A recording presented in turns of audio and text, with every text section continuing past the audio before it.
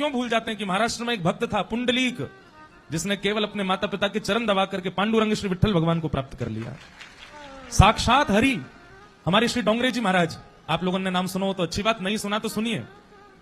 भागवत मंच के एक प्रकार से अब के समय के सर्वोत्तम प्रवक्ता रहे श्री डोंगरे जी महाराज। वे डोंगरे जी महाराज कहते थे कि द्वारिकाधीश अपनी लीला समाप्त करके वैकुंठ नहीं गए तो कहां गए? बोले चंद्रभागा नदी के तट पर महाराष्ट्र में पुंडलीक की सेवा से प्रसन्न होकर विठ्ठल बन के बैठ गए। आज भी ठाकुर जी अपने कमर पर हाथ धर के वहां खड़े हैं, ईंट के ऊपर खड़े हैं। क्यों?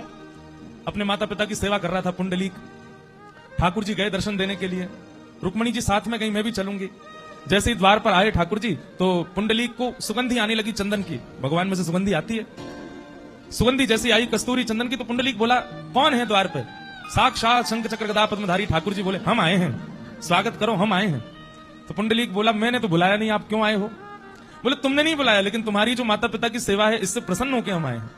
तो पुंडलीक बोला मैं आपको प्रसन्न करने के लिए सेवा कर ही नहीं रहा, फिर आप प्रसन्न क्यों हुए? ठाकुर जी बोले भैया बड़े अद्भुत भक्त हो, हम तुम्हारे द्वार पे खड़े हैं जिसके लिए ब्रह्मादि तरसते हैं, हम तुम्हारे द्वार पे खड़े, तुम हमको देख ही नहीं रहे हो।